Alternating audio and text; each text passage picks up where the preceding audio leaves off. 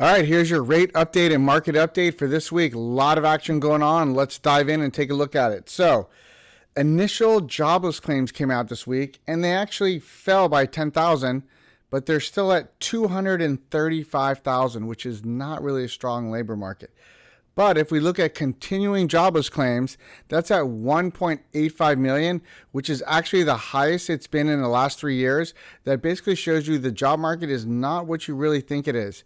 This also ties into corrections the government made recently about the end of last year, Q4.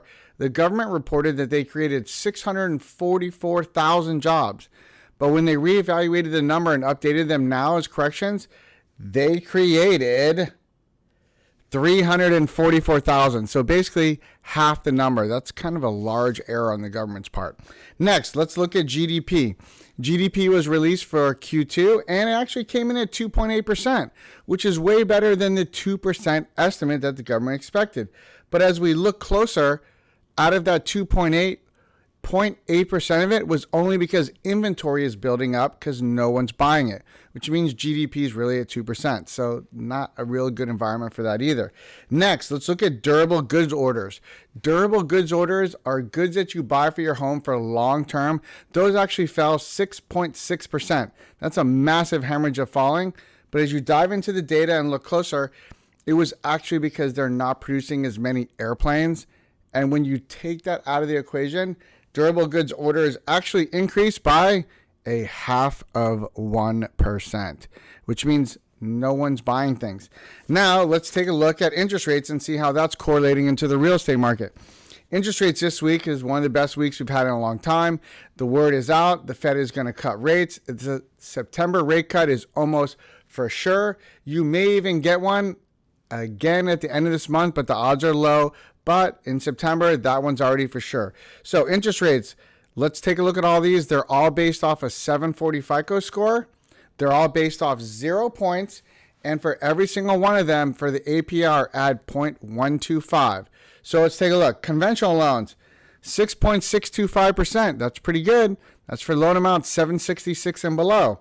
High balance loans, that's between 766K to $1.6 million in San Diego. 6.75, still way lower than before. And FHA VA diving all the way down to 5.75. That's kind of head semi-standard in between that 5.75 to 6. Still an amazing deal overall. And finally, jumbo.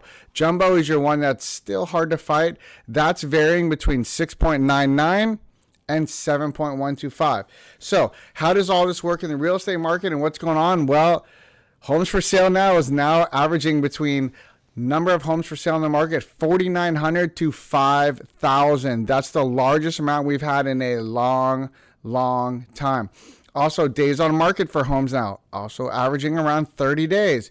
If you think back during the pandemic and times when rates lower, homes were selling in 3 to 5 days, sometimes 7 days. Now we're more in a normalized market. How's all this going to work out? Well, it's actually pointing towards things that are probably going to increase in inventory going into fall.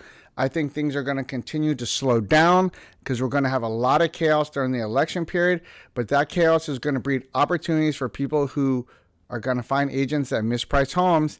And with all the changes coming in the real estate market, more areas will be created by agents mispricing and making mistakes.